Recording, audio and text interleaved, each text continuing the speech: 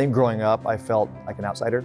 I didn't feel like I belonged in a lot of spaces. So I would use art to create worlds and build community. And largely that has helped define, what I do and who I am today. The imaginative way artist Glenn Kaino has learned to connect with the world is what makes him so special. Walking through his Glendale studio is proof. Everywhere you look, an assortment of wonders, a sensory buffet, sometimes beyond a comprehension, but always fascinating.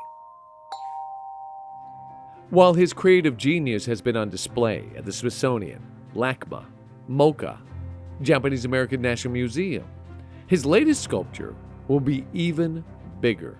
Millions will see it in person, and likely you.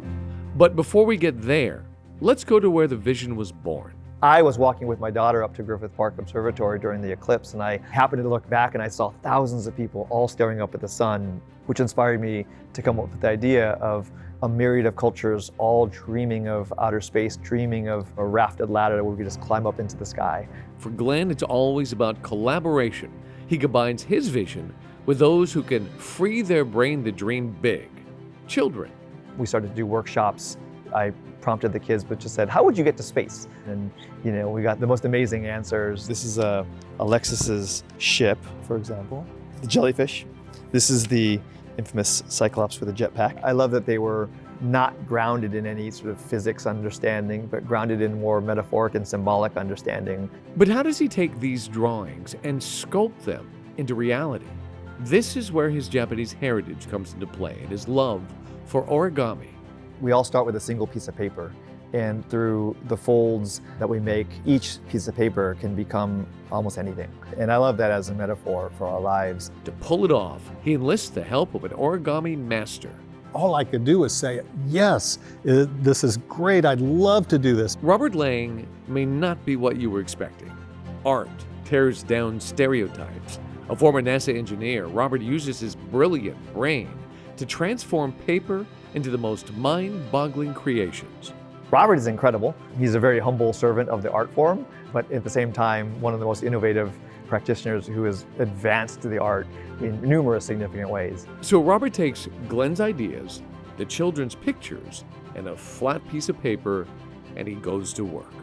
And so it just felt really good. The mental manipulations, the problem solving, the artistic creation, all that blended together to make it really fun. One of them is right here. It's a jellyfish. That is amazing. Those tentacles look incredible. That's a piece of paper. It's one piece of paper. Here's our Cyclops, here's his eye, our jetpack with little rockets. That is awesome. Yep, and there it is. What I wanted to do is when people walk through, have at least one thing that was immediately recognizable that unified all of us, which was the lunar lander.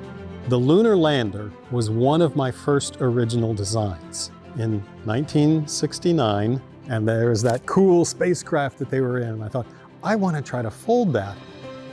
Going from a little model in the studio to an enormous sculpture to be seen by the masses, here's where Glenn's vision becomes really big. Glenn Kaino's artwork was selected through an open, competitive process.